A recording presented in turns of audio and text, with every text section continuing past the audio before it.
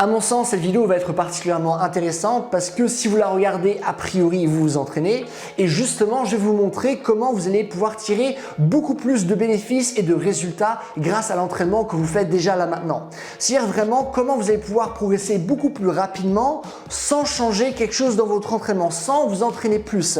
Je vais simplement vous montrer 4 choses très importantes que vous allez pouvoir faire pour optimiser votre entraînement. Ça va vous prendre 3 minutes réellement en temps réel et comme ça, lors de votre prochaine séance, votre entraînement sera beaucoup plus efficace et vous aurez des résultats bien meilleurs. Et je vais également vous présenter un petit test que vous allez pouvoir faire à la fin pour être sûr que vous ayez compris les différentes méthodologies que je vais vous montrer pour vraiment tirer le plus de bénéfices de cette vidéo-là. C'est un truc que vous allez pouvoir faire en même temps que moi et ce très rapidement. Juste avant de commencer, petite introduction, moi c'est Clément de Mouvement Conscient, je suis un préparateur physique diplômé et sur ma chaîne, je vous explique comment développer un corps qui est véritablement fort, souple, utile, un corps qui sait véritablement bouger, un corps qui est robuste, un corps qui sait répondre à plein de situations différentes. Ok ?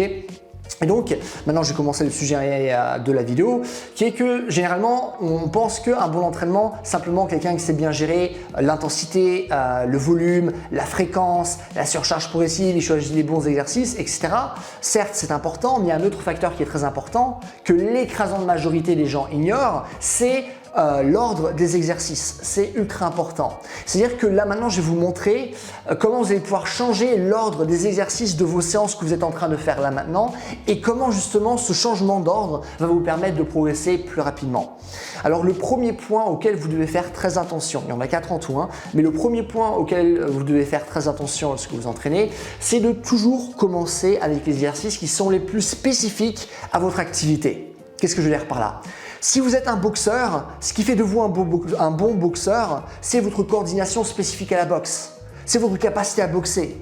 C'est pas votre capacité à courir longtemps, c'est pas votre capacité à soulever des poids, même si naturellement ce sont des choses qui vont beaucoup améliorer votre boxe, mais ce qui fait un boxeur, c'est capacité à boxer. Si c'était les poids, et à ce moment-là, ça voudrait dire que tous les bodybuilders seraient les meilleurs boxeurs, ce qui n'est pas le cas, ok ? Et donc souvent, je vois des gens qui par exemple vont commencer par leur préparation physique, aller courir, qui vont commencer à aller soulever des poids avant de faire leur travail spécifique à la boxe.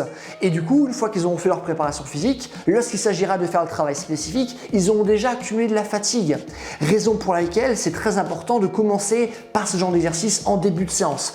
Plus c'est spécifique à votre activité, plus vous devez le mettre au début de votre séance. Ça, c'est très important. La chose qui est la plus importante pour vous, la chose qui va vous donner le plus de résultats, doit être toujours la première que vous allez travailler lors de votre séance absolument tout le temps. C'est pour ça que par exemple, comme j'ai pu le dire à plusieurs reprises, les sprinteurs à haut niveau vont mettre leur travail de sprint au tout début de la séance et au tout début de la semaine parce que c'est là où ils seront le plus reposés, le plus frais et pourront travailler avec une plus grande intensité. Et c'est ça le plus important parce que qu'est-ce qui fait un sprinter? Un sprinter, sa capacité à sprinter, donc c'est ça qu'il faut privilégier. Si vous êtes un boxeur, privilégiez la boxe, ok?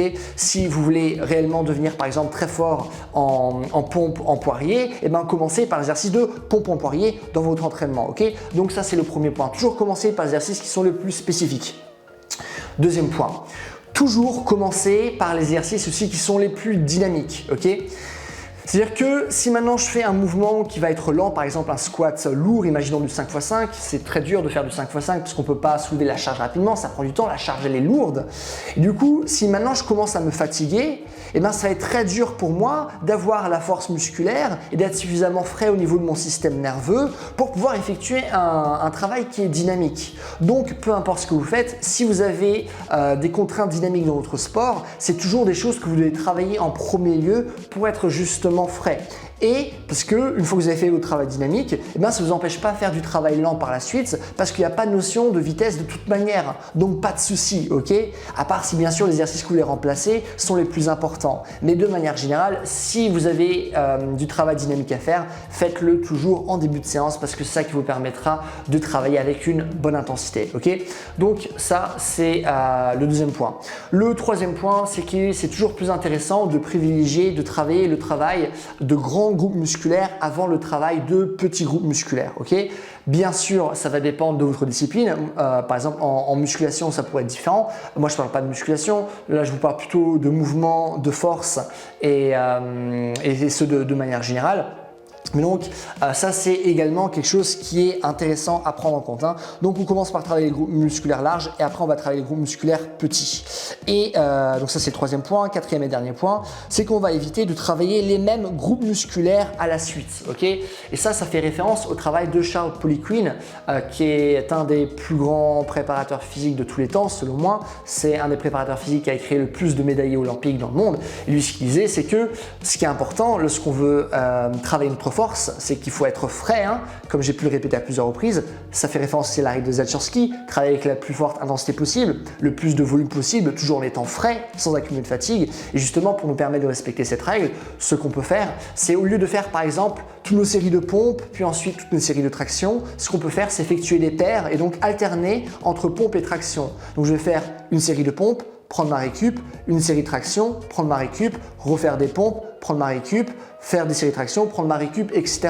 Parce que ce qui est intéressant, c'est qu'on ne va pas changer la durée de la séance, mais vu qu'on a alterné les exercices, ça nous permet d'accumuler beaucoup plus de récupération avant de retravailler les mêmes groupes musculaires. Donc on est plus frais puisqu'on a moins accumulé de fatigue et donc on pourra travailler avec des poids qui vont être plus élevés et donc sur le long terme, on va progresser beaucoup plus rapidement. Okay, donc ça, c'est les 4 points qui sont excessivement importants concernant l'ordre des exercices. Il existe d'autres points qui vont être plus spécifiques aux disciplines dans lesquelles vous allez travailler, mais de manière générale, ça va être les points qui vont être les plus importants. Ok.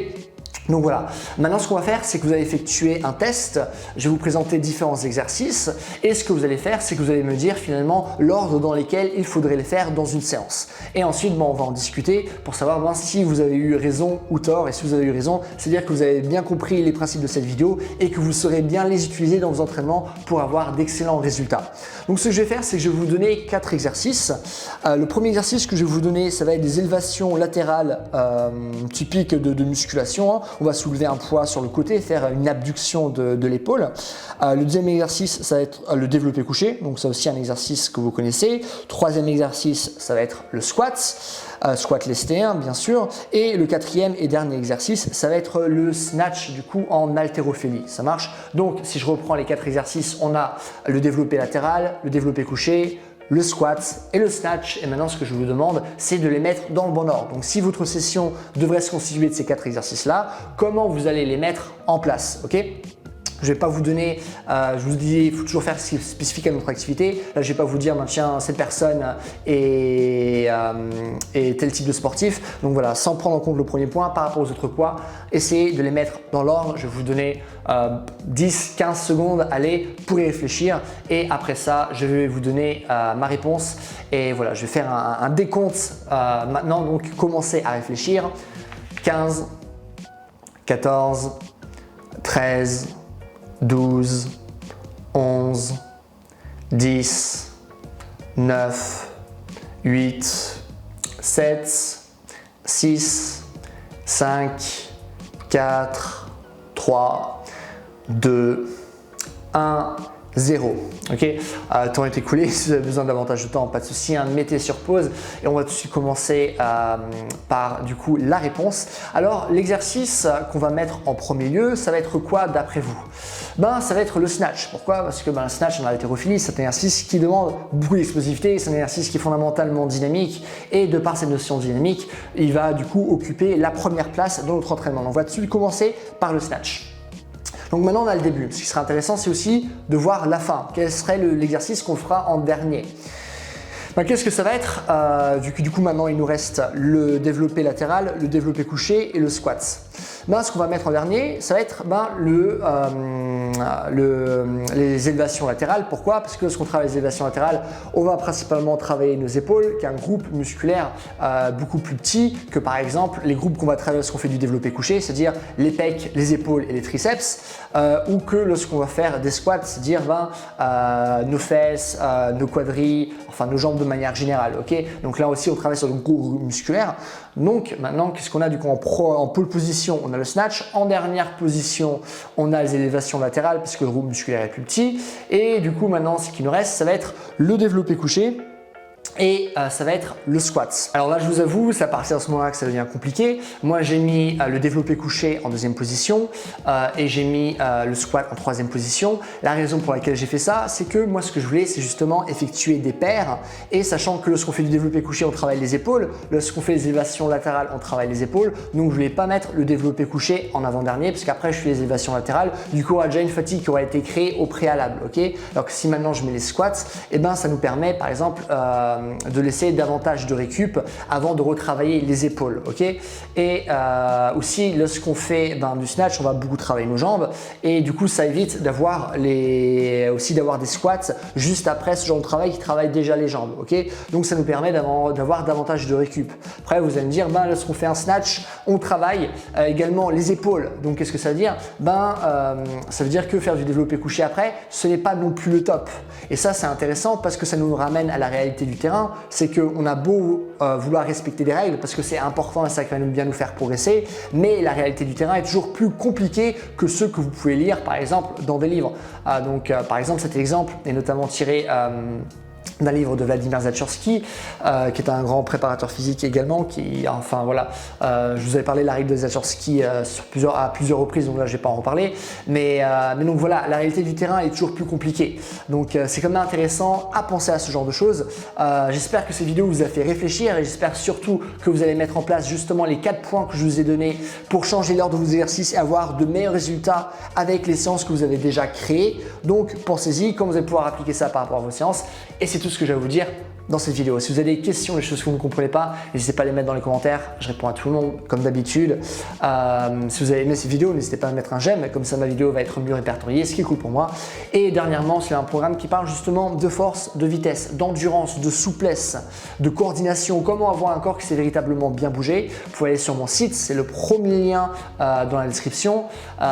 C'est vraiment une véritable formation en ligne qui parle de toutes les notions pratiques et théoriques que vous devez connaître et vous allez pouvoir suivre sur plusieurs années pour avoir de très bons résultats. Et c'est tout ce que j'ai à vous dire. Passez une bonne journée. Bye.